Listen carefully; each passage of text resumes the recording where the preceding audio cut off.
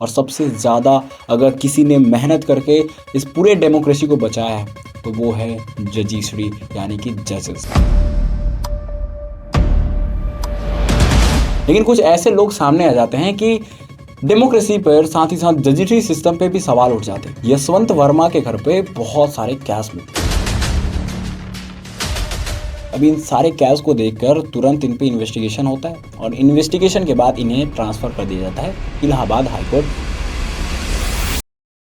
हम इंडिया में रहते हैं। इंडिया एक इंडिपेंडेंट देश है, स्वतंत्र देश है और स्वतंत्र देश में साथ साथ यहाँ के लोगों का राज चलता है। डेमोक्रेसी यानी कि लोकतंत्र। हम इंडिया में रहते हैं और लोकतंत्र के अंदर रहते हैं, यही हमारे लिए सबसे बड़ी प्राउड की बात है क्योंकि हम फ्री हैं।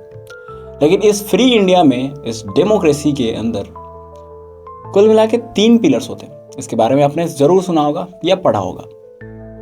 पहला लेजिस्लेचर, दूसरा एग्जीक्यूटिव और तीसरा जजिशरी। ये तीनों लेवल्स हैं, ये तीनों बेस हैं पूरे डेमोक्रेसी के। इंडिया की अगर डेमोक्रेसी को बचाना है तो इन तीनों को अच्छे से काम करना होगा।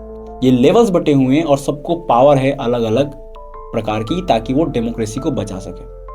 इस पूरे के पूरे जो लेवल्स हैं और पूरे के पूरे जो पिलर्स हैं उसमें सबसे ज़्यादा ज़रूरी और सबसे ज़्यादा अगर किसी ने मेहनत करके इस पूरे डेमोक्रेसी को बचाया है तो वो है जजिशरी यानी कि जजेस। हमारी इंडिया के जजेस ने पूरी अपनी जान झोंक कर इंडिया के पूरे डेमोक्रेसी को बचा कर रखा है आज, और इसी वजह से हमारे पूरे इंडियंस का अटूट विश्वास है इस पूरे डेमोक्रेसी के अंदर, क्योंकि जजिशरी अच्छा काम कर रही है। लेकिन कुछ ऐसे लोग सामने आ जाते हैं कि डेमोक्रेसी पर साथ ही साथ जजिशरी सिस्टम पे भी सवाल उठ जाते हैं। जजिशरी सिस्टम पे धब्बे लग जाते हैं कि ऐसे लोग भी होते हैं क्या, ऐसे करप्टेड लोग पूरे के पूरे इंडिया के जजिशरी सिस्टम को खराब कर देते हैं और सवाल उठने लगते हैं जजिशरी सिस्टम पे। लोगों का विश्वास टूटने लगता है कि आखिर हम किस पे विश्वास करें। ना हम लेजिस्लेचर पे विश्वास कर सकते हैं, ना एग्जीक्यूटिव पे विश्वास कर सकते हैं और ना ही जजिशरी सिस्टम पे। तो हम विश्वास करें किस पर? जिस पे सबसे ज़्यादा विश्वास था, अगर वही विश्वासघात कर दे तो हम किस पे विश्वास करेंगे। कुछ ऐसा ही हुआ है दिल्ली के हाई कोर्ट के चीफ जस्टिस यशवंत वर्मा के ऊपर। ये जो एलिगेशंस लगे हैं ये आपको ज़रूर सुननी चाहिए। 14 मार्च इस दिन होली था और होली के दिन होता ये है कि इनके घर पे छोटी सी आग लग जाती है। ज़्यादा बड़ी आग नहीं थी, छोटी सी बस हुई, जिसको बुझाने के लिए 2 लोग आए थे। 2 जो फायर टेंडर्स होते हैं वो आए थे बुझाने के लिए। आपको पता है एक बहुत बड़े चीफ जस्टिस हैं, तो कहीं ना कहीं लोकल पुलिस को भी इन्वॉल्व होना पड़ा। अब यहाँ पे ये जो यशवंत वर्मा थे ये बाहर गए हुए थे, घर पे नहीं थे। तो लोकल पुलिस ने जब इस पे पूरे इन्वेस्टिगेशन चालू किए, छानबीन चालू किए कि सब कुछ बढ़िया तो है, ठीक ठाक तो है, तो एक पुलिस वाले ने वीडियो बनाना स्टार्ट किया। वीडियो बनाया और वीडियो भी देखा गया कि वहाँ पे कुछ कैश स्पेकुलेशन है, जिसे जस्टिस खन्ना के पास ये वीडियो रिकॉर्डिंग भेजी। ये जब वीडियो रिकॉर्डिंग गई तो जस्टिस खन्ना ने पूरे के पूरे इस वीडियो को देखा और उसके बाद इन्वेस्टिगेशन तुरंत चालू कर दी। करोड़ों का कैश यशवंत शर्मा के घर पर क्या कर रहा था, किसका था और ये कितना पैसा था, अभी ये कंफर्म नहीं हुआ है। 15 करोड़ अनुमान लगाया जा रहा है, कंफर्म नहीं हुआ कि कितना पैसा, इससे भी ज़्यादा पैसा हो सकता है। अभी इन सारे कैश को देखकर तुरंत इन पे इन्वेस्टिगेशन होता है और इन्वेस्टिगेशन के बाद इन्हें ट्रांसफ़र कर दिया जाता है इलाहाबाद हाईकोर्ट, जो कि इनका पुराना वाला घर था।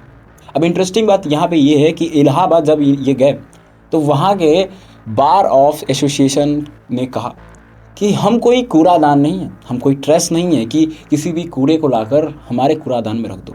एक ऐसा व्यक्ति जिसने करप्शन किया है, जिसने पैसा लूटा है लोगों का, आम लोगों का, उसको हम स्वागत नहीं करेंगे, उसको हम रखेंगे नहीं।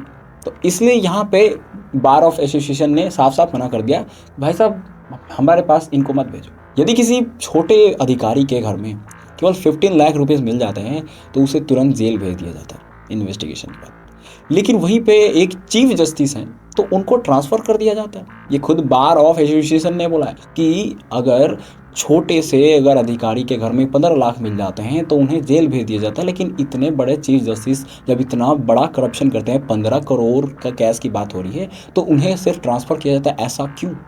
ये तो पूरे के पूरे जजिशरी सिस्टम पे सवाल उठता है कि आखिर ऐसा क्यों हो रहा है। क्या ऐसा है कि छोटे अधिकारी जो है वो कुछ नहीं है, छोटे अधिकारी कॉकरोच हैं, उन्हें किसी भी तरीके से ट्रीट किया जा सकता है। जो बड़े हैं वही इस दुनिया के लिए वही इंडिया का सबसे एक अमूल्य धन है। उनके लिए उन्हें बचाना बहुत ज़रूरी है। लाइक सीरियसली कई कई सारे कोर्ट के जो जजेस हैं वो भाई की तरह काम कर रहे हैं। एग्जाम्पल के लिए मैं आपका भाई हूँ, तो अगर आप पे कितने भी बड़े प्रॉब्लम्स आ जाए मैं आपको साथ दूंगा। तो वैसे ही जो जजेस हैं वो एक दूसरे के साथ देते हैं, ऐसी बात है। तो इसे दबाने का भी काम किया जा रहा है। अब एक और चीज़ सुनिए आप, ये 2018 की बात है। 2018 पर ये जो यशवंत वर्मा है, यही जो जस्टिस हैं, इन पे लगभग 98 करोड़ के एलिगेशंस लगे हैं कि ये 98 करोड़ का इन्होंने घोटाला किया था। और उसके बाद इन्हें सीबीआई का जांच बिठाया गया, लेकिन सीबीआई की जांच धीरे धीरे खत्म हो गई और ये केस क्लोज हो गया। लेकिन जैसे फरवरी 2024 आता है तो फिर से इलाहाबाद हाई कोर्ट ने, जहां इनका घर था, उसने खुद कहा कि फिर से इस पूरे केस को दोबारा रीओपन किया जाए, सीबीआई इसकी जांच करेगी।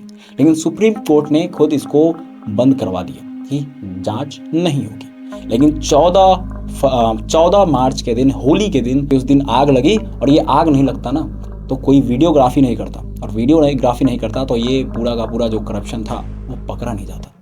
आखिर कब तक चलेगा ये? कब तक हम लोग डरते रहेंगे? कब तक हम लोग इन सब चीज़ों को सहते रहेंगे? कब तक हम जो बड़े आदमी हैं उनके नीचे दब कर रहेंगे?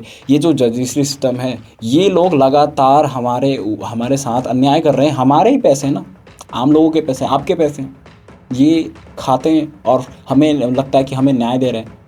कितना साल लग जाता है किसी आदमी को न्याय लेने के लिए। एक आदमी जो है, एक ज़मीन के टुकड़े के लिए भी अगर उस पर केस होता है ना, तो वो उसके पूछते पूरी ख़त्म हो जाती है, लेकिन केस ख़त्म नहीं होता। ऐसा है हमारा न्याय सिस्टम। जस्टिस सिस्टम इतना बुरा हो चुका है आज कि लगभग 20 साल 40 साल केवल एक छोटे से केस के लिए लग जाते हैं।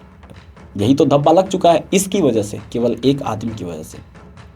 और मैं ये नहीं कहता कि पूरी जस्टिस सिस्टम ख़राब है, मैं बस इतना कहता हूँ कि कुछ लोगों की वजह से पूरी जस्टिस सिस्टम पे धब्बा लगता है, और ये डेमोक्रेसी के लिए खतरा है। बाकी अब यशवंत वर्मा के साथ क्या होगा देखते हैं आगे चल के।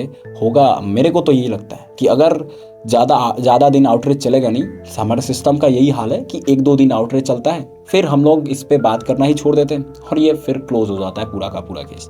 होगा यही यशवंत वर्मा के साथ। हम लोग आज बात कर रहे हैं, कल ये वीडियो आपके पास आएगा, आप वीडियो देखोगे या नहीं देखोगे वो अलग बात है। उसके बाद हमें पता चलेगा कि यशवंत वर्मा के साथ कुछ नहीं हुआ, उनके सारे पैसे उन्हीं के पास हैं और उन्हें जेल भी नहीं हुआ।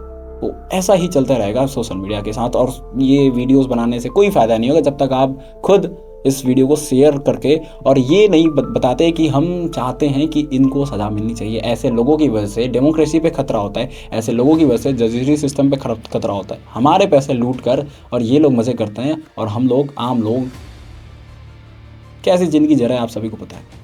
हमारे पास बहुत सारे ऐसे टॉपिक्स हैं जिन पे बात करना बहुत ज़रूरी है, जैसे बेरोज़गारी हो गई, गरीबी हो गई। इन सारी चीज़ों पे बात नहीं किया जा रहा। मीडिया जो है बिल्कुल इस चीज़ पे बात नहीं करेगी। ये जो बड़े बड़े केसेस हैं इनको नहीं दिखाएगी ना मीडिया, क्योंकि उन्हें पता है कि अगर मैं इस चीज़ को दिखाता हूँ तो लोगों के अंदर आक्रोश आ जाएगा इसके खिलाफ, लोगों का भरोसा टूट जाएगा। तो टूटे क्यों नहीं? अगर ऐसे लोग आएंगे तो हमेशा भरोसा टूटेगा जस्टिस सिस्टम से।